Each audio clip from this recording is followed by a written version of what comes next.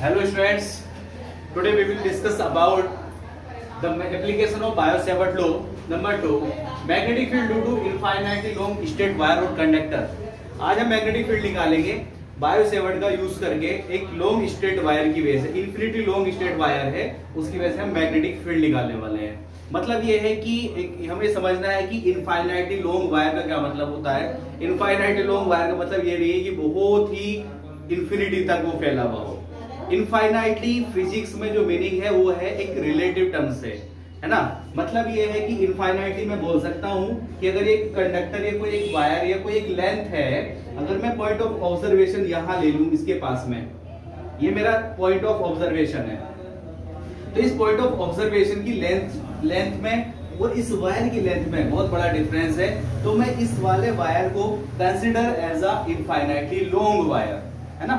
इस वायर को मैं क्या अज्यूम कर सकता हूं कि एक इनफाइनाइटली लॉन्ग है। ये मीनिंग होता है फिजिक्स में इनफाइनाइटली का।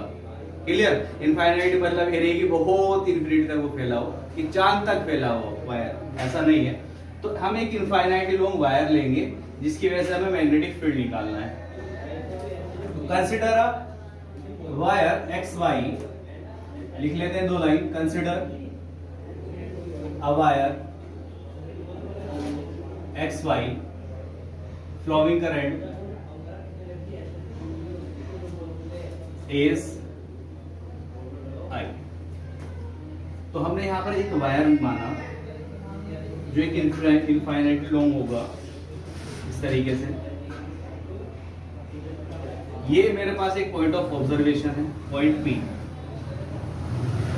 Point P at a distance R distance पे जाकर के मैंने एक पॉइंट लिया है P. We have to find out the magnetic field at that point, है ना। तो इस पॉइंट पर मुझे मैग्नेटिक फील्ड निकालना है इस पूरे वायर की वजह से, इस पूरे वायर की वजह से। ये एक वायर है अपना एक्स और वाई जो कि इन्फिनिटी लॉन्ग है। तो मुझे इस पूरे वायर की वजह से जो मैग्नेटिक फील्ड निकालना है, हमारे पास जो बायो-सेवर्ट का जो फॉर्मूला है वो सिर्फ हमारे लिए करंट एलिमेंट के लिए है, पूरे वायर के लिए नहीं है। तो हमारी स्ट्रेटजी क्या रहती है? हमारी स्ट्रेटजी ये रहती है कि हम लोग छोटी छोटी करंट एलिमेंट को कट करते हैं और फिर उन सारे करंट एलिमेंट की वजह से बनने वाला मैग्नेटिक फील्ड फिर हम उसको इंटीग्रेट कर देते हैं, जोड़ देते हैं सबको, है ना। तो हम इस पूरे वायर की वजह से मैग्नेटिक फील्ड निकाल पाएंगे। तो यहाँ पर मैग्नेटिक फील्ड निकालना है। तो यहाँ पर मैंने पॉइंट ले लिया, ये मैग्नेटिक फील्ड यहां से लेकर के यहाँ तक, ये मैग्नेटिक फील्ड निकालना मुझे। इसको मैंने मान लिया, इसको चलो मान लेते हैं अल्फा 1। इससे एंगल बना रहा है अल्फा 1। ये कितना एंगल बना रहा है? इसको मान लेते हैं अल्फा 2। ये दूरी है r, इसकी वजह से मैग्नेटिक फील्ड मुझे निकालना पॉइंट O। तो इस करंट कैरिंग कंडक्टर, ये जो current carrying conductor X Y है, इस पर जाकर के मैंने एक लेंथ को कंसीडर, एक इसमें करंट फ्लो हो रही है लाइक दैट, ये करंट फ्लो हो रही है। तो इस पे dl लेंथ को काट लिया, यहां से l लेंथ पर जाकर के, यहां से यहां तक गया l लेंथ पर, और एक dl लेंथ को यहां पे काट लिया। इस पॉइंट मिड पॉइंट O से जाकर के l लेंथ पर मैंने एक dl लेंथ को काटा, और इस dl लेंथ की वजह से मुझे मैग्नेटिक फील्ड निकालना है इस पॉइंट P पर। फिर यहां काटूंगा dl को, फिर यहां काटूंगा, इन सारे dl को काट करके मुझे सबको ऐड कर लेना है, जिससे मुझे यहाँ फाइनल मैग्नेटिक फील्ड मिलेगा। तो ये जो करंट एलिमेंट है, इसमें करंट कितनी फ्लो हो रही है? I। ये क्या बन गया? Current element. तो यहाँ मैग्नेटिक फील्ड बनाएगा इस तरीके से। इसके साथ जो एंगल बना, ये वाला एंगल, इसको मैंने बोल दिया सपोज दिस एंगल, इसको मैंने माना हुआ अल्फा 1 इस वाले एंड से, इसको माना हुआ है अल्फा 2, इसको चलो मैं मान लेता हूँ अल्फा। ठीक है। ये एंगल मैंने अपनी मर्जी से मान लिया थीटा, क्योंकि मान रहा हूं, बाद में इन सारे जो चीजें मैं कंसीडर कर रहा हूं, मान रहा हूं, उनको फिर बाद में चेंज करूंगा। ये मान लो, ये कितना डिग्री दिखाई दे रहा है तुम्हें? 90। इसको मान लेते हैं, चलो s मान लो। ये दूरी क्या है? s। तो अब मुझे यहां पर मैग्नेटिक फील्ड निकालना है। तो according to the Biot Savart law बात करते हैं। अकॉर्डिंग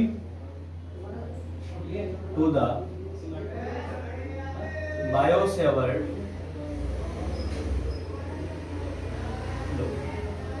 क्या बोलता है Biot Savart law? Magnetic field is dB is equal to mu not upon 4 pi ideal sine theta upon R square.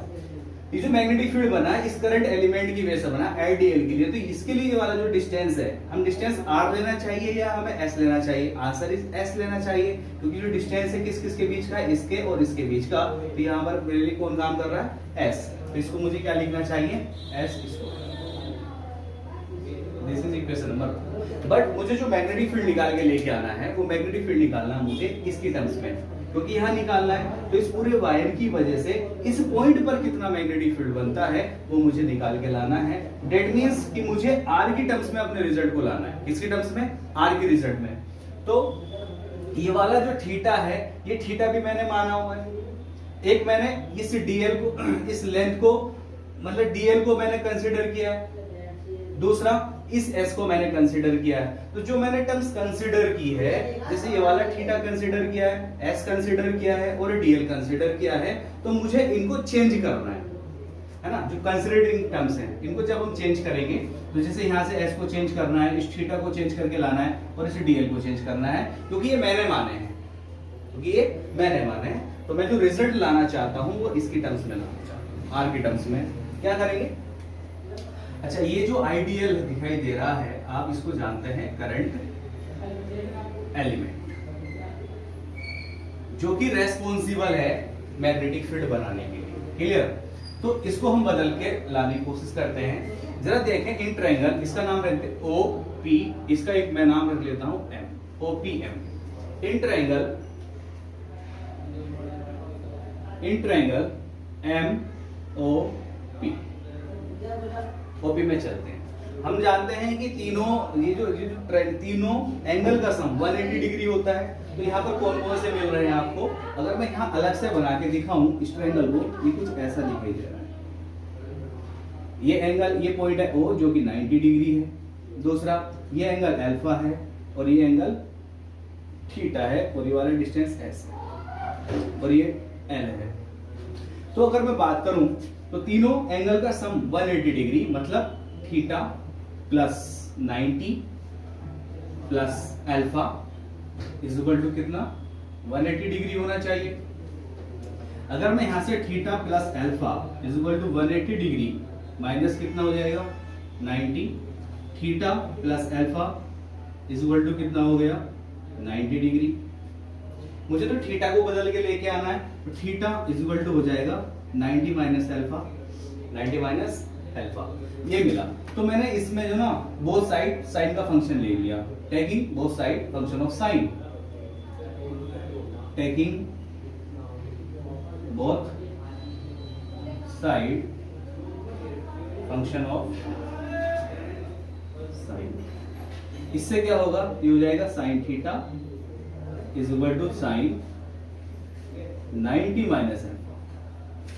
अब देखिए जो साइन 90 माइनस अल्फा है, तो 90 और 270 पर ये फंक्शन बदल जाता है। 90 और 270 पर फंक्शन बदल जाता है, 180 और 360 पर नहीं बदलता। तो ये हमारा हो जाएगा sine theta is equal to, ये हो जाएगा कोस अल्फा।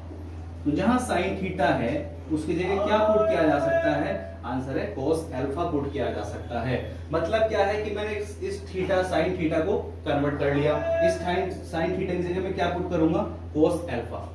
दूसरी चीज मुझे क्या चेंज करके लानी है? तो आंसर है मुझे एस को भी चेंज करके लाना है। तो अगेन इन दिस ट्रायंगल, अगर मैं इसी ट्रायंगल में जाता हूं और मुझे एस निकालना है, तो देखो एस मुझे कब मिलेगा? कोस अल्फा लगाने से। अगेन इन ट्रायंगल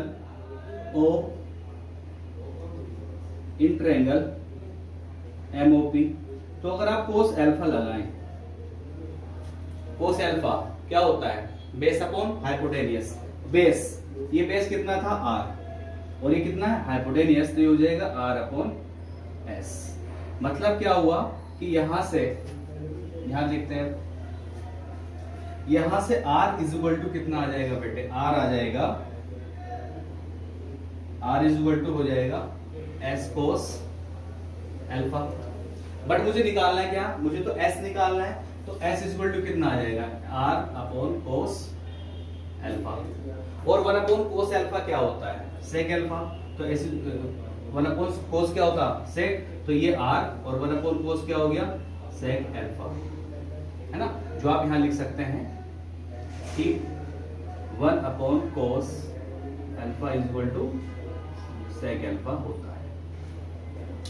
तो ये मिला मुझे, लेकिन मुझे चाहिए क्या, मुझे चाहिए स्क्वायर, एस का स्क्वायर चाहिए, तो दोनों साइड का स्क्वायर कर लो, S square equal to R square और सेक स्क्वायर अल्फा,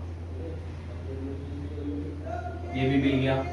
यार ये मैंने एस को कन्वर्ट कर लिया, साइन थीटा को कन्वर्ट कर लिया, क्या बचा, डीएल, डीएल बचा ना।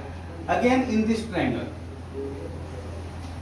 अगेन इन ट्रायंगल एमओपी, जरा इसमें एमओपी में tan अल्फा लगाएं, कितना, tan अल्फा, तो जब आप tan अल्फा लगाने जाएंगे तो tan alpha equal to alpha, tan मतलब परपेंडिकुलर अपॉन बेस, ठीक, अल्फा, अल्फा के सामने perpendicular l upon base, base मतलब r, तो क्या हुआ, l इज इक्वल टू कितना हो गया, r tan alpha, r tan alpha हो जाएगा। अगर ये r tan अल्फा हो गया तो मुझे अल्फा के रेस्पेक्ट में इसको डिफरेंशिएट करना चाहिए, तो d by D alpha l is equal to d by D alpha r tan alpha, ये हो जाएगा। उसके बाद क्या लिख सकता हूं मैं इसको लिख सकता हूं dl by D alpha is equal to r एक कांस्टेंट है, तो ये हो गया d बाई डी अल्फा और tan अल्फा, और tan अल्फा का डिफरेंशिएशन होता है सेक स्क्वायर अल्फा, तो मैं लिखूंगा dl by D alpha equal to r, tan alpha का हो गया सेक स्क्वायर अल्फा, इसको इधर पहुंचा दीजिएगा, तो क्या मिला, यहां देखते हैं आप, dl इज इक्वल टू मुझे मिला dl is equal to r sec square alpha into dl। मतलब क्या है कि मुझे d अल्फा भी मिल गया, r sec square alpha into d alpha, मतलब dl मिल गया, तो ये सारी वैल्यूज मुझे मिल गई। तो all these values put in equation number 1, all these values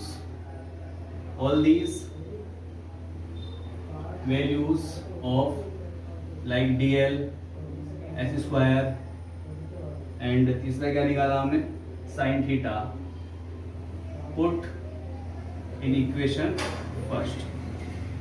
आते हैं इक्वेशन नंबर फर्स्ट में, तो dB इज इक्वल टू मुझे मिला, dB is equal to mu not upon 4 pi I dl, dl की जगह मैं पुट करूंगा ये ना dl, तो इस dl की जगह मैं ये वाली वैल्यू पुट करूंगा, हो जाएगा r sec square alpha into d alpha, sine theta की जगह मैं पुट करने वाला हूं कोस अल्फा, तो पुट है यार कोस अल्फा अपॉन में आ जाइए, अपॉन में एस स्क्वायर, और एस स्क्वायर की वैल्यू कितनी मेरे पास, आंसर है R square sec square alpha, तो पुट करें यहां पर R square sec square alpha, जो वैल्यूज कैंसिल आउट हो रही है उसको कैंसिल कर लेंगे, जैसे कि एक R cancel out, sec square alpha से पूरा सेक स्क्वायर कैंसिल आउट, तो बचा म्यू नॉट अपॉन 4 पाई, एक तो आई बचा, ठीक है, एक बचा यहां से कोस अल्फा और डी अल्फा, अपॉन में कौन बचा, आर, अपॉन में बचा आर। तो मुझे जो चाहिए वो नेट मैग्नेटिक फील्ड चाहिए at point P, net magnetic field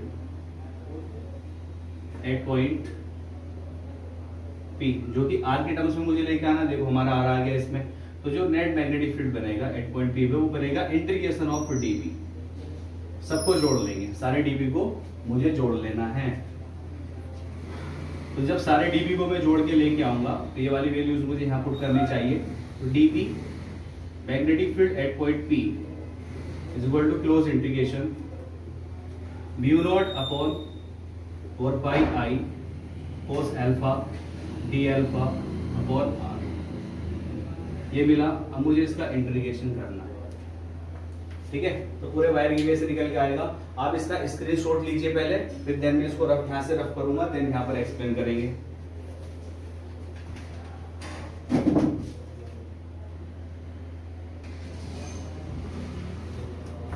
तो जो मैग्नेटिक फील्ड आई है हमारे पास एट पॉइंट पी पर वो इतनी आई है, इसको मैंने यहाँ पर रखा, यानी कि magnetic field at point P is equal to integration of mu not upon 4 pi I cos alpha into d alpha upon R. जो जो कांस्टेंट टर्म्स है उसको इंटीग्रेशन से बाहर ले लीजिएगा, जो नहीं बदल रही। आर एक फिक्स है, ये नहीं बदलेगा, तो म्यू नॉट अपॉन 4 पाई ये भी नहीं बदलेगा। जो इसमें करंट फ्लो हो रही है ये भी कांस्टेंट है, तो जो कांस्टेंट टर्म्स है उसको इंटीग्रेशन से बाहर ले लिया मैंने, म्यू नॉट अपॉन 4 पाई आई और यहां से आर। सिर्फ इंटीग्रेशन किसका होगा, कोस अल्फा और डी अल्फा का। अब मुझे रखनी लिमिट, मैं पूरे वायर की वजह से निकालना चाहता हूं। जो एक ये एंगल बना हुआ है, ये कितना अल्फा और ये कितना है अल्फा 2, तो अल्फा 1 और अल्फा 2, तभी तो मैं पूरे इस x और y की वजह से निकालूंगा। तो मैंने ले लिया ये वाला एंगल अल्फा 1 और ये वाला एंगल कितना अल्फा 2। साइन कन्वेंशन के अकॉर्डिंग तो माइनस अल्फा 1 हो जाएगा, माइनस अल्फा 1 और ये वाला प्लस अल्फा 2। कोस अल्फा का इंटीग्रेशन मुझे करना है, तो कोस अल्फा का इंटीग्रेशन क्या होता है बताएं? तो कोस अल्फा का इंटीग्रेशन होता है साइन अल्फा। तो ये हो जाएगा B P is equal to mu not I on 4 pi R. इसका इंटीग्रेशन हो गया कोस अल्फा का साइन अल्फा और माइनस अल्फा 1 और alpha 2 plus alpha 2। Put the limit, upper limit minus lower limit, upper limit minus lower limit. तो B at point P is equal to mu not upon 4 pi I upon R. Upper limit sine, upper limit is alpha 2 minus lower limit minus के साथ minus alpha 1। इस चीज को मैं लिख सकता हूं B at point P is equal to mu not 4 pi I upon R sine alpha 2। ये माइनस इसको क्या कर लेगा प्लस, है ना, तो ये हो जाएगा साइन अल्फा 1। जो प्रॉपर्टी पड़ी है ना साइन माइनस अल्फा 1, ये वाला माइनस बाहर आ जाता है। तो ये इसको मैं सिंप्लीफाइड करके लिख दिया B at point P is equal to mu not I upon 4 pi R sine alpha 1 plus sine alpha 2। ये अपना रिजल्ट आया। मैग्नेटिक फील्ड निकाल दिया हमने इस पॉइंट पर, इतना। अब इसमें 2-4 सिचुएशंस और 2-4 केस बन सकते हैं। जैसे केस नंबर 1, अगर ये वाला जो पॉइंट हमने लिया है, अगर ये पॉइंट बहुत नजदीक आ जाए यहाँ पर, है ना, तो magnetic field at the centre, यानी कि सिचुएशन को मैं ऐसे बना के दिखा सकता हूँ। ये एक अपना y और x था। अगर पॉइंट ऑफ ऑब्जर्वेशन मैंने यहाँ लिया है, ये पॉइंट है magnetic field at the centre, ठीक है सेंटर। तो इसके कंपैरिजन में देखो ये एंगल कितना डिग्री बन रहा है 90। ये एंगल कितना बनेगा 90।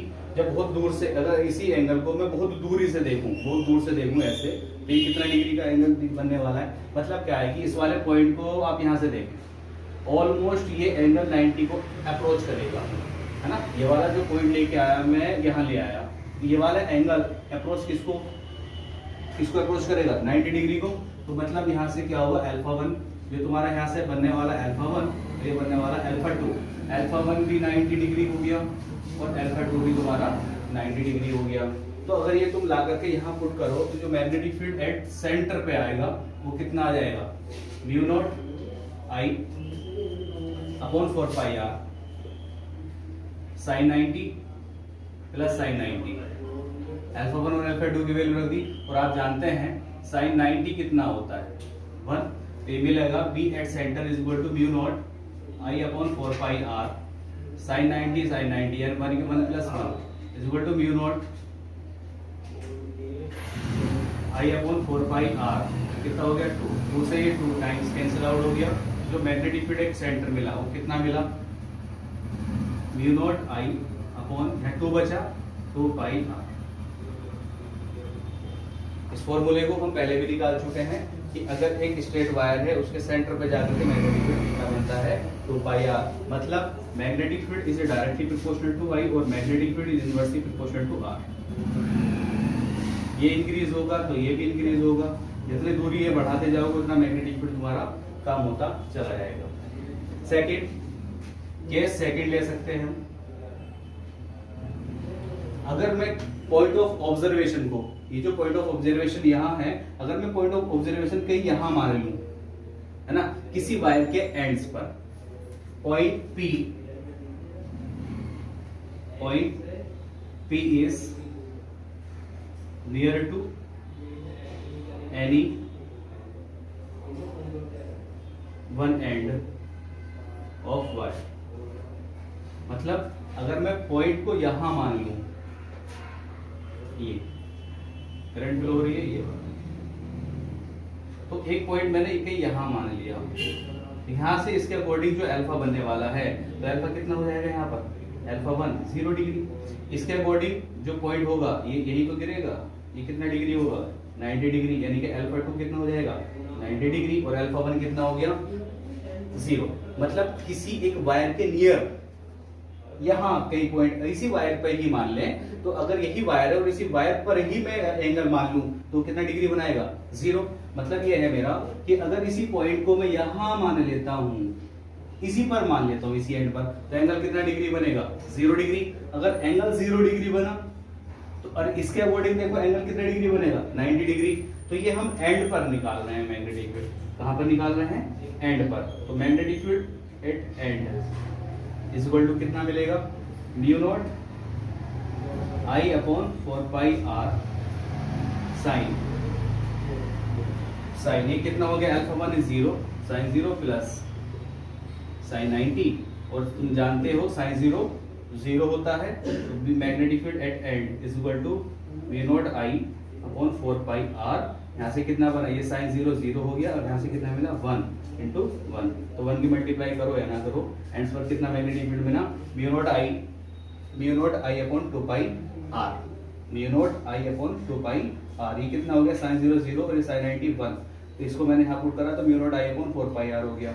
अगर मैं इन दोनों वैल्यूज को कंपेयर कर लूं, किस तरीके से कंपेयर कर सकता हूं दोनों वैल्यूज को,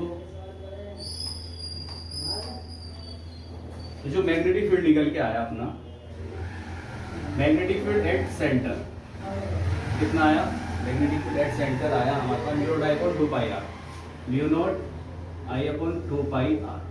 और मैग्नेटिक फील्ड एट एंड कितना आया निकल के, वो आया है mu not I upon 4 pi r। अगर मैं इन दोनों को डिवाइड कर लूं, है ना, डिवाइड करके क्या मिलने वाला है मुझे, B C upon B E is equal to mu not I is fully cancel out, pi R is fully cancel out, 2 से ये कितने टाइम कैंसिल आउट 2 टाइम्स। ये जो 2 बचा, ये 2 किधर चला जाएगा ऊपर, यहाँ क्या हो जाएगा 2।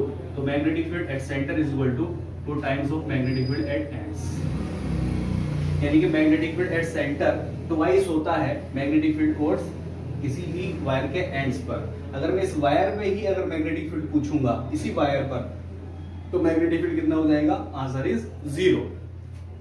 तो that is our expression, note down. Thank you.